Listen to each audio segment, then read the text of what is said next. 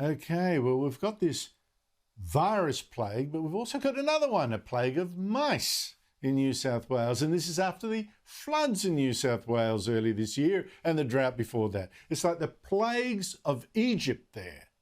And to check the damage from these mice and to show you more skin crawly footage of lots and lots of these mice, I am joined by Sky News reporter and host Danica Di Giorgio. Danica, what has caused this incredible explosion of mice? Yeah, Andrew, it certainly makes your skin crawl, as you said. Well, look, we've had a run of dry years here in New South Wales and other parts of the country, and now that the drought has essentially broken and for the first time a number of farmers are seeing a bumper harvest, it means there's more rain and these mice have changed or adapted to these new conditions. So we're talking favourable climate, more food, more moisture, more shelter. It really creates this perfect breeding ground for mice. Now, I've spoken to a number of experts, interviewed several people over the last few months, and they've told me that the mouse plague occurs in Australia every 5 to 10 years. But to give you a bit of an idea of the extent,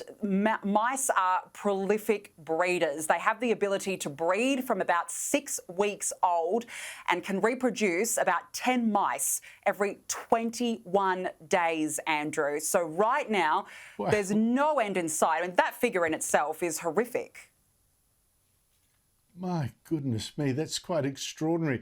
Those words, the mouse plague is caused by a favourable climate and rain. I wonder whether those will ever be heard on the ABC. One good reason to want more global warming if global warming brings drought and no mice. But anyway, what damage is being done and where's the problem worse? Well, it's particularly in the southern part of New South Wales, along that western edge where Dubbo and a line up from Dubbo. But we are also seeing outbreaks in Queensland, Victoria and parts of South Australia. The damage is extensive, Andrew. It's also the cost of pest treatment and baiting. To give you an example, the New South Wales Farmers Association estimates that per 1,000 hectare of cropping land, it's about $17,000 to do just one bait run. And some farmers are doing 4, 5, 6 different bait runs. So they're desperately calling for assistance and grants to help them treat this problem.